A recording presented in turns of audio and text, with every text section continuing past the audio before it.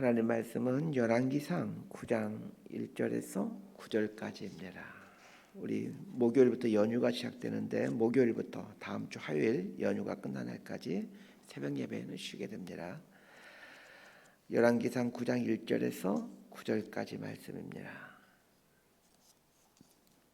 번갈아 가면서 읽습니다. 제가 먼저 읽겠습니다. 솔로몬이 여호와의 성전과 왕궁 건축하기를 마치며 자기가 이루기를 원하던 모든 것을 마친 때에 여호와께서 전에 기브온에서 나타나심 같이 다시 솔로몬에게 나타나사 여호와께서 그에게 이르시되 내 기도와 내가 내 앞에서 간구한 바를 내가 들었은즉 나는 내가 건축한 이 성전을 거룩하게 구별하여 내 이름을 영원히 그곳에 두며 내 눈길과 내 마음이 항상 거기에 있으리니 내가 만일 내 아버지 다윗이 행한 같이 마음을 온전히 하고 바르게 하여 내 앞에서 행하며 내가 내게 명령한 대로 온갖 일에 순종하여 내 법도와 율례를 지키면 내가 내 아버지 다윗에게 말하기를 이스라엘의 왕위에 올 사람이 내게서 끊어지지 아니하리라 한대로 내 이스라엘의 왕위를 영원히 견고하게 하려니와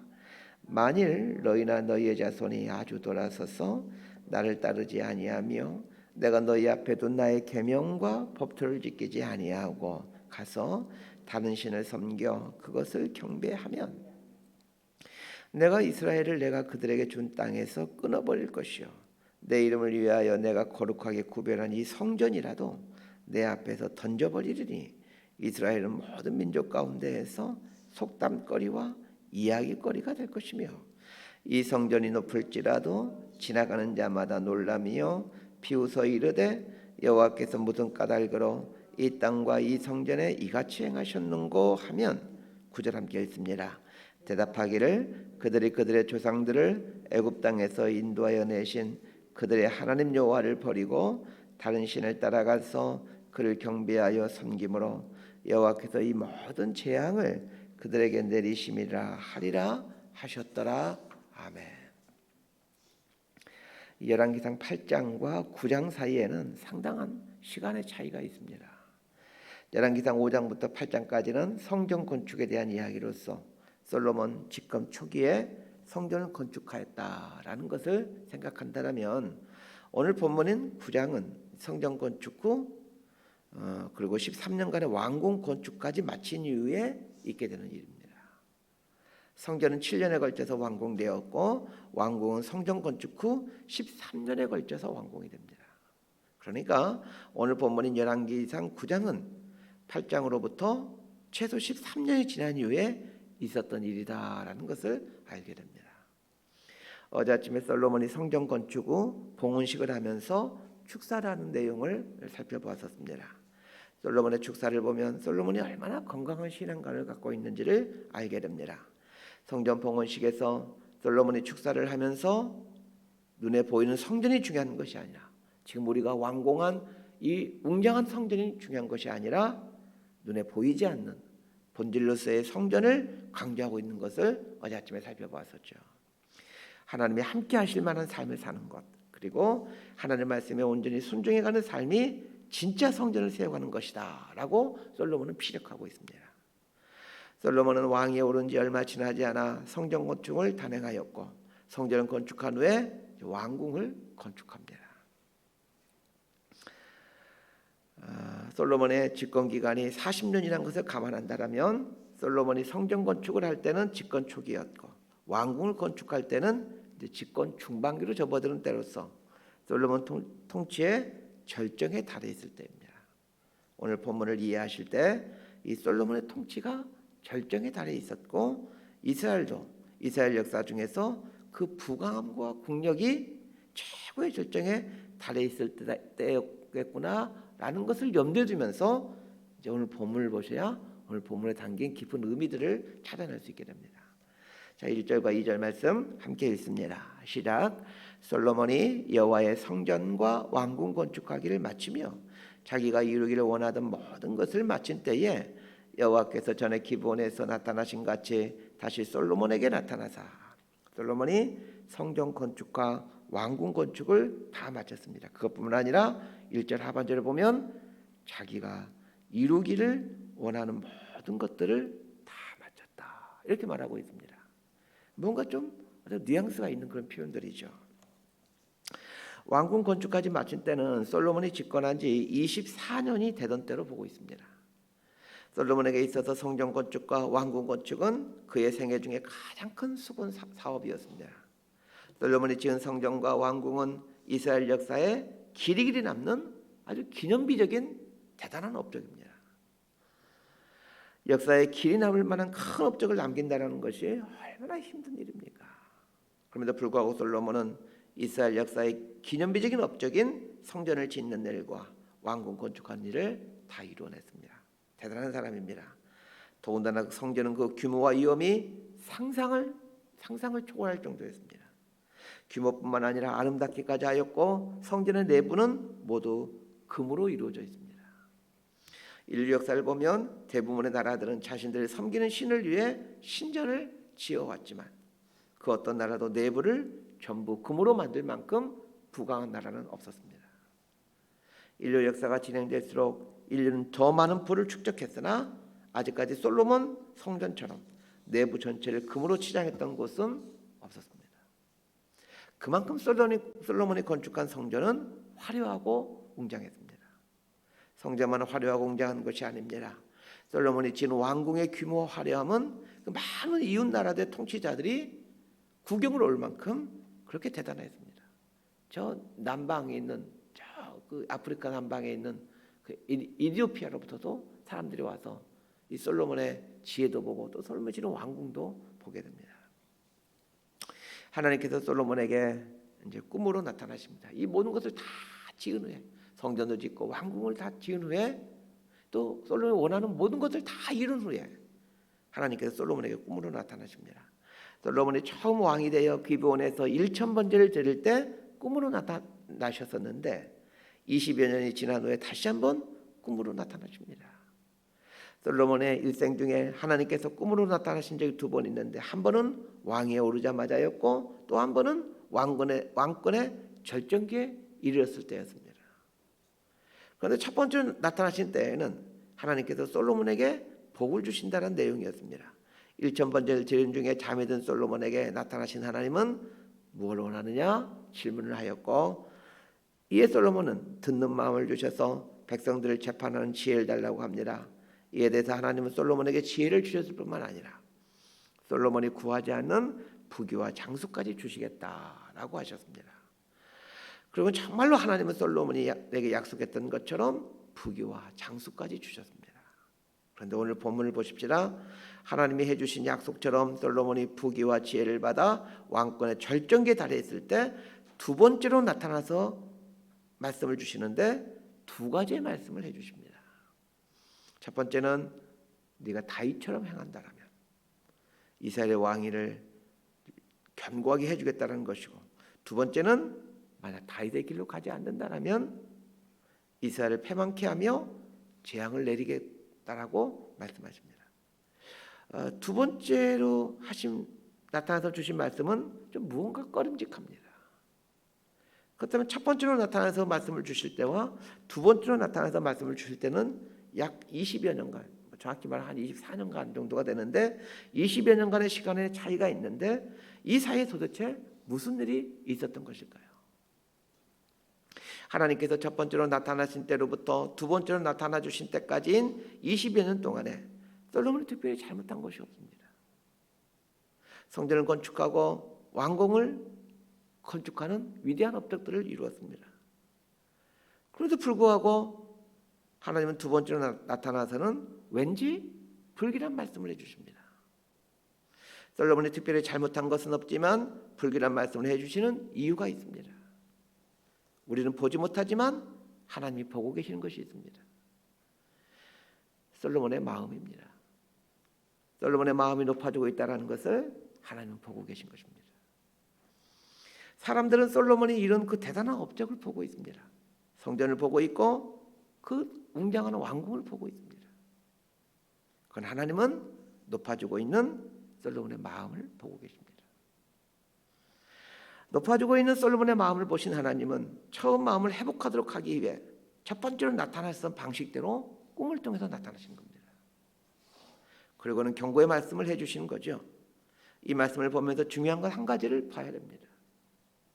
사람은 먹고 살만해지고 많은 걸 소유하게 되고 형편이 안정되면 마음이 높아진다는 것입니다. 자기는 아니라고 하지만, 자기는 변한 게 없다라고 말을 하지만, 사람은 환경이 괜찮아지면 변하게 되어 있습니다.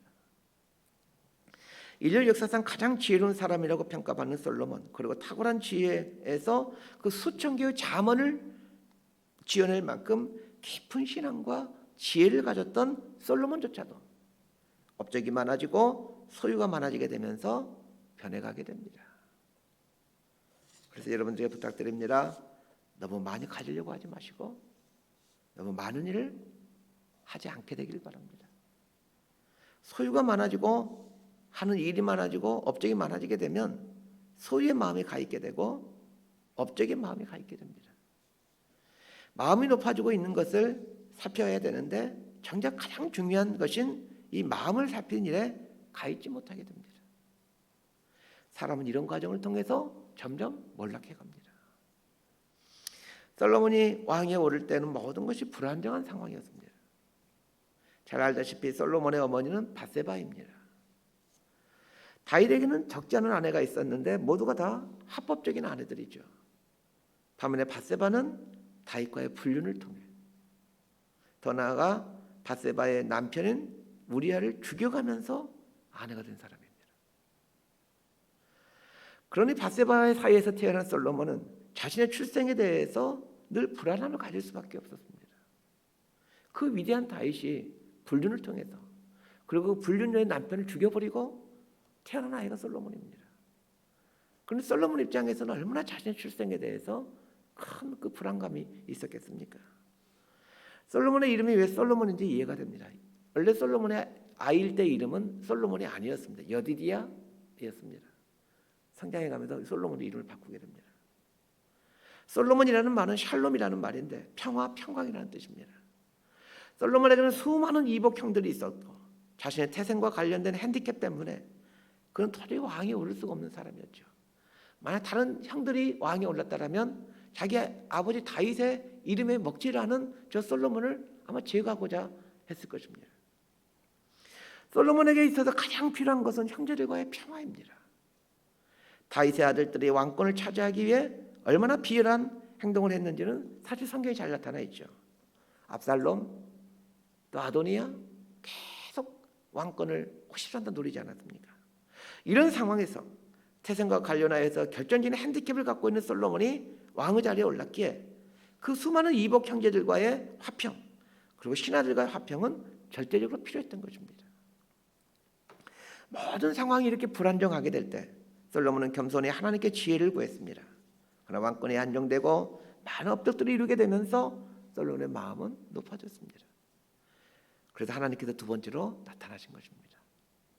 우리의 형편이 어렵고 힘들 때 찾아오신 하나님은 위로의 하나님이시지만, 그러나 잘 나갈 때 내 삶에 찾아오신 하나님은 경고의 하나님이십니다.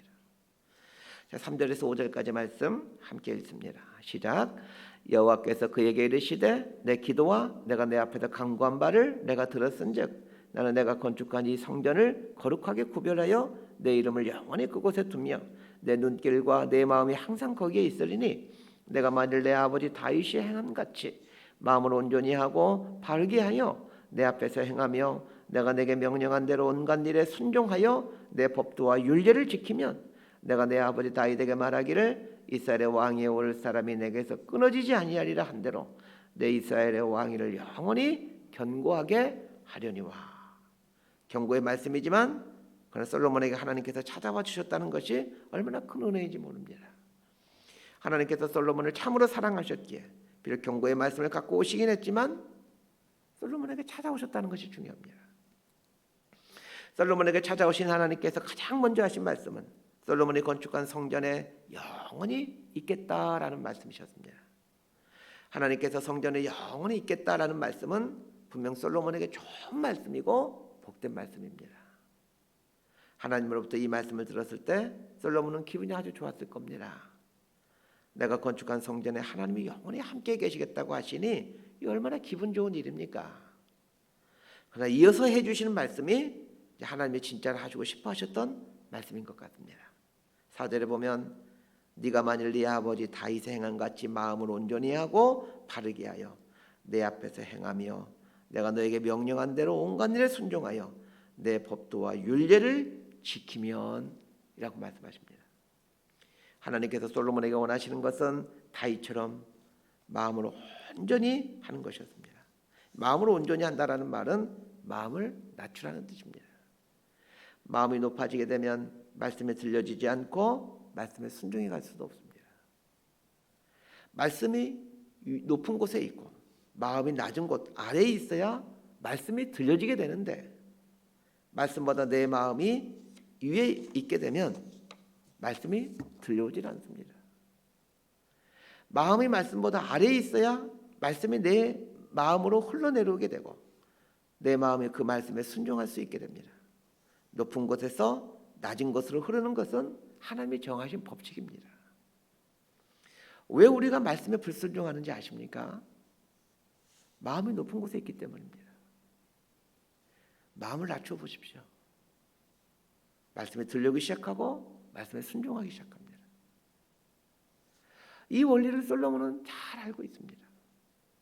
그래서 솔로몬이 잠언에서 뭘 지킬 만한 것보다 더욱 내 마음을 지키라 생명의 근원이 이에서 남이니라 라고 말해주지 않았습니까? 하나님은 솔로몬에게 나타나서 마음을 낮추면 말씀에 순종하게 되고 말씀에 순종하는 삶을 살게 되면 이스라엘의 왕위가 영원히 끊기지 않겠다는 약속을 해주십니다. 저는 이 말씀 앞에서 사랑하는 자식들에게 부모로서 줄 수 있는 최고의 복은 마음을 낮추어 말씀에 순종하는 삶의 삶으로 자식들의 자식들까지 복을 누리게 하는 것임을 알게 됩니다. 자, 6절에서 9절까지 말씀 함께 읽습니다. 시작. 만일 너희나 너희의 자손이 아주 돌아서서 나를 따르지 아니하며 내가 너희 앞에 둔 나의 계명과 법도를 지키지 아니하고 가서 다른 신을 섬겨 그것을 경배하면 내가 이스라엘을 내가 그들에게 준 땅에서 끊어버릴 것이요 내 이름을 위하여 내가 거룩하게 구별한 이 성전이라도 내 앞에서 던져버리리니 이스라엘은 모든 민족 가운데에서 속담거리와 이야기거리가 될 것이며 이 성전이 높을지라도 지나가는 자마다 놀라며 비웃어 이르되 여호와께서 무슨 까닭으로 이 땅과 이 성전에 이같이 행하셨는고 하면 대답하기를 그들이 그들의 조상들을 애굽 땅에서 인도해 내신 그들의 하나님 여호와를 버리고 다른 신을 따라가서 그를 경배하여 섬김으로 여호와께서 이 모든 재앙을 그들에게 내리심이라 하리라 하셨더라. 솔로몬에게 나타나서 해주신 말씀은 간단히 말하면 마음을 낮추어 하나님의 말씀에 순종하는 삶을 살면 복을 받겠지만 마음을 높여서 말씀에 불순종하는 삶을 살게 되면 이스라엘이 끊어지게 되고 약속의 땅에서 살 수도 없게 되고 다른 나라 사람들로부터 비웃음을 당하며 살게 된다라는 경고입니다. 이것은 신명기에서 반복해서 나오는 내용들이죠. 마음을 낮추고 말씀에 순종하는 삶을 살면 복을 누리겠지만 말씀에서 떠나 자신의 생각과 자신의 소견대로 살게 되면 저주를 받게 된다라는 것이 모세의 신명기의 핵심입니다. 우리는 솔로몬의 인생 말로에 대해서 잘 알고 있습니다. 수많은 이방 여인들을 아내로 맞이하고 호화로운 삶을 살지만 그 인생 결말이 결코 아름답지를 못했습니다. 솔로몬의 마음이 높아져 갈 때 찾아오신 하나님의 이 경고의 말씀을 듣고 그가 돌이켰다라면 솔로몬의 인생뿐만 아니라 이스라엘의 운명 또한 달라졌을 것입니다. 그러나 솔로몬은 두 번째로 오셔서 말씀해 주신 하나님의 이 경고의 말씀에 귀를 기울이지 않았습니다. 귀를 기울이지 않았다고 솔로몬의 부귀영화가 당장 사라져버린 것은 아니었습니다. 그러나 점점 솔로몬의 인생도 이스라엘의 운명도 저주와 심판을 향해 나아가고 있었습니다. 마음이 높아지는 것 그것만큼 무서운 것은 없습니다. 말씀 정리합니다. 환경이 어렵고 힘들 때는 오히려 괜찮습니다. 인생에 생기는 문제는 대부분이 다 잘 나갈 때 생기게 됩니다. 삶의 환경이 좋아지면 사람의 마음은 높아지게 되어 있습니다. 마음이 높아지는 것이 인생 패망의 지름길입니다. 마음이 높아지면 마음이 말씀보다 위에 있기 때문에 말씀이 들려오지 않는 것입니다. 그래서 말씀이 들려오지 않는다라는 것은 인생의 위기 중 가장 큰 위기입니다. 혹시 여러분의 삶에 하나님의 말씀이 잘 들어오지 않고 있습니까? 그러면 긴장하셔야 됩니다. 내 마음이 많이 높아져 있구나. 마음이 높아져 있어야 말씀이 들어오지 않습니다. 화려한 성전과 웅장한 왕궁이 솔로몬의 인생에게 독이 되었습니다. 웅장함과 화려함이 마음을 높아지게 함으로 패망시켜 갑니다. 솔로몬에게 해준 경고의 말씀은 신은 우리 모두에게 해주시는 하나님의 말씀입니다. 사실 우리나라가 얼마나 잘 먹고 잘 살고 있습니까? 솔로몬의 시대처럼 부족함 없이 살고 있습니다.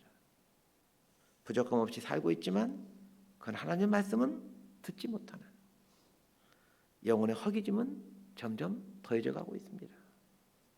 하나님의 말씀이 들려지지 않으면 하나님의 말씀에 순종할 수가 없고, 하나님의 말씀에 순종하지 않으면 그 결국은 저주와 심판입니다. 하나님이 정하신 법칙입니다. 오늘 말씀을 통하여 솔로몬에게 해주시는 것처럼 높은 곳에 있던 우리의 마음을 낮추십시다. 그리고 하나님 말씀 앞에 마음의 무릎을 꿇려 말씀이 들려주게 하십시다. 이것이 우리가 살 수 있는 길입니다. 이렇게 살아감으로 말씀에 순종하는 자에게 약속해 주신 하나님의 복을 누리며 살게 되는 저와 여러분의 삶이 되기를 진심으로 소망하고 축복합니다. 기도하겠습니다. 하나님 아버지, 삶의 환경 때문에 우리는 아우성치고 있지만 삶의 환경이 문제가 아니라 마음이 높아져가는 것이 문제였다는 것을 알게 됩니다. 모든 심판과 패망의 출발지는 높아진 마음이라는 것을 깨닫게 해주셔서 감사드립니다. 솔로몬에게 해준 이 경고를 나에게 해주는 경고로 알고 높아진 마음을 무릎 꿇리는 결단을 하게 하시고, 그래야 말씀이 내 마음으로 흘러들어오게 하는 은총을 누리게 하여 주옵소서. 예수님의 이름으로 기도드리옵나이다.